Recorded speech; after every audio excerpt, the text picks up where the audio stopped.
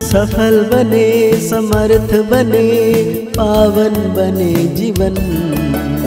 मीठी मुरली सुन के पाए सुख सघन। आज का चिंतन, आज का चिंतन। ओम शांति। गुड मॉर्निंग, सुप्रभातम, मंगलम सत्यम शिवम सुंदरम।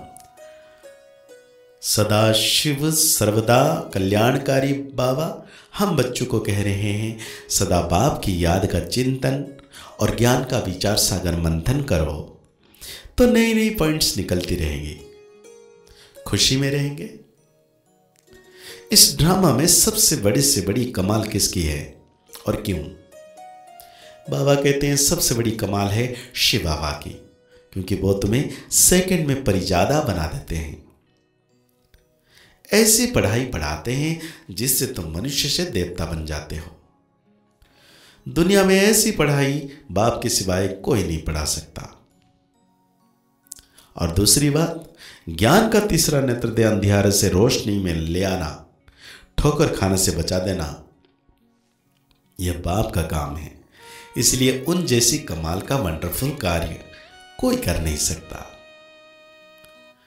बाबा कहते हैं रूहानी बाप रोज रोज बच्चों को समझाते हैं और बच्चे अपने को आत्मा समझ बाप से सुनते हैं। जैसे बाप गुप्त है वैसे ज्ञान गुप्त है। किसी को भी समझ में नहीं आता है कि आत्मा क्या है, परमपिता परमात्मा क्या है। तुम बच्चों की पक्की आदत पड़ जानी चाहिए कि हम आत्मा है।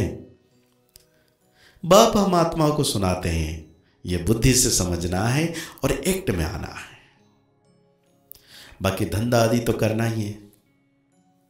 कोई लोग बुलाएंगे, जरूर नाम से बुलाएंगे, नाम रूप है तब तो बोल सकते हैं, कुछ भी कर सकते हैं। सिर्फ यह पक्का करना है कि मैं आत्मा हूं। महिमा सारी निराकार की है। अगर साकार में देवताओं की महिमा है तो उन्हों को भी महिमा लायक बाप ने बनाया है। महिमा लायक थे, अब फिर बाप महिमा लायक बना रहे हैं। इसलिए निराकार की ही महिमा है।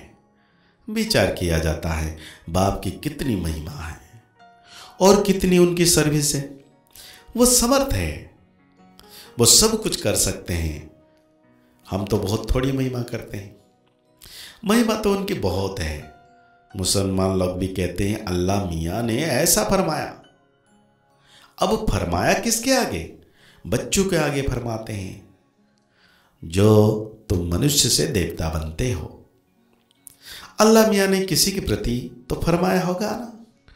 तुम बच्चों को ही समझाते हैं जिसका कोई को पता ही नहीं।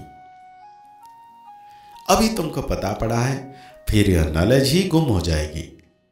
बौद्ध भी ऐसे कहेंगे, क्रिश्चियन भी ऐसे कहेंगे, परंतु क्या फरमाया था किसी को पता ही नहीं। बाप तुम बच्चों को अलफ हर्फ वे समझा रहे हैं। आत्मा को बाप की याद भूल नहीं सकती।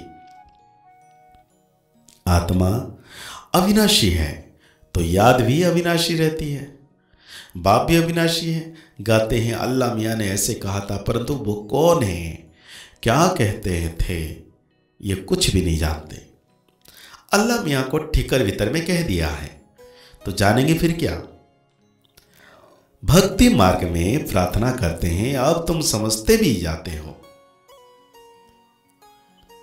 उनको सोतो रोजो तुम में आना ही है। बाप बैठ समझाते हैं, यह कभी भूलना नहीं चाहिए। हम बाबा के साथ हैं। बाबा आया हुआ है असुरों से देवता बनाने। यह देवताएं सदगति में रहते हैं तो बाकी सब आत्माएं मूल वतन में रहती हैं। ड्रामा में सबसे बड़ी कमाल है बेहद बाप की। आज हमें यह समझना चाहिए, बाबा बार बार बोल रहे हैं, सबसे बड़ी कमाल किसकी है ड्रामा में? शिव बाबा की, जो तुमको परिजादा बनाते हैं। पढ़ाई से तुम परी बनते हो, भक्ति मार्ग में समझते कुछ भी नहीं, माला फेरते रहते हैं। कोई हनुमान को, कोई किसको याद करते हैं। उनको याद करने से फायदा क्या। बाबा ने कहा है महारथी, तो उन्होंने बैठ हाथी पर सवारी दिखा दिया है। ये सब बातें बाप ही समझाते हैं। बड़े बड़े आदमी कहाँ जाते हैं तो कितनी आजियान मतलब अब भगत करते हैं। तुम और किसी को आजियान नहीं देंगे।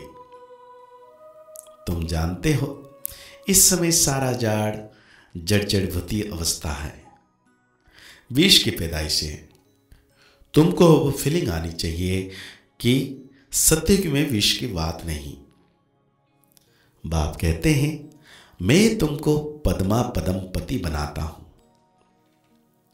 सुदामा पदम पदम पदम पति बनाना सब अपने लिए ही करते हैं। बाप कहते हैं इस पढ़ाई से तुम कितने ऊंच बनते हो।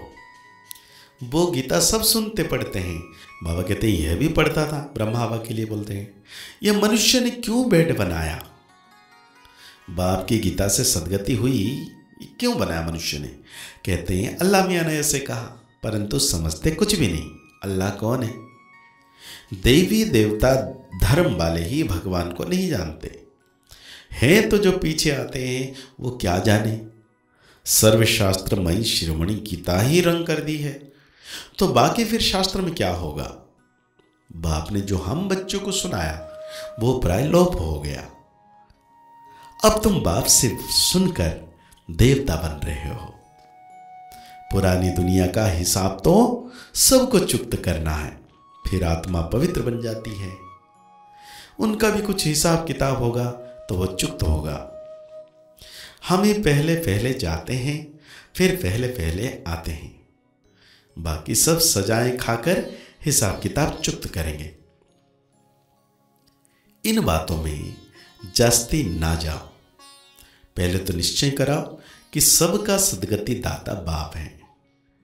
टीचर गुरु भी वो एक ही बाप है, वो है अशरीरी। उस आत्मा में कितना ज्ञान है। ज्ञान का सागर सुख का सागर है। कितनी उनकी महिमा है वो भी आत्मा। आत्मा ही आकर शरीर में प्रवेश करती है। सिवाय परमपिता परमात्मा के तो कोई आत्मा की महिमा कर नहीं सकते, और सब शरीरधारियों की महिमा करेंगे। यह है सुप्रीम आत्मा। बिगर शरीर आत्मा की महिमा सिवाय एक निराकार बाप के कोई की हो नहीं सकती,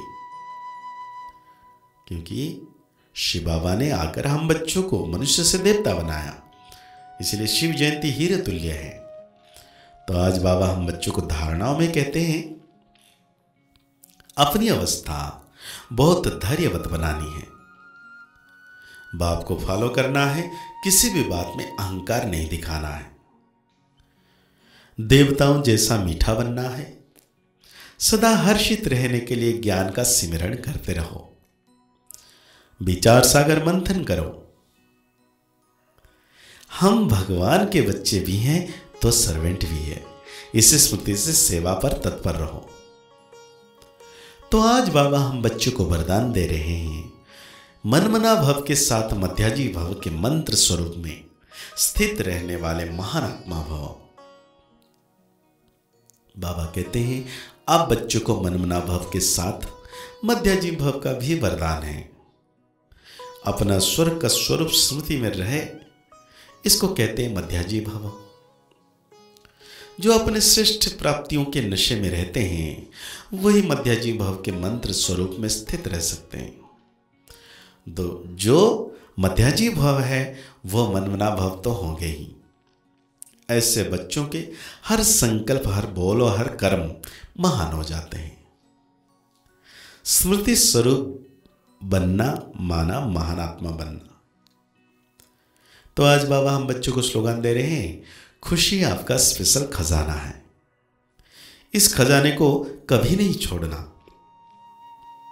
तो आज की मुरली के अनुसार हम 100 मान लेंगे, मैं महान आत्मा हूं इस संसार में। मुरली की और गहरी रीति से चिंतन करते हुए बाप दादा की छत्र छाया का अनुभव करना है कि बाप दादा सदा मेरे साथ हैं। मुस्कुराते रहिए, आगे बढ़ते रहिए, पुरुषार्थ करते रहिए, खुश रहें, स्वस्थ रहें, मस्त रहें। ओम शांति, ओम शांति, ओम शांति।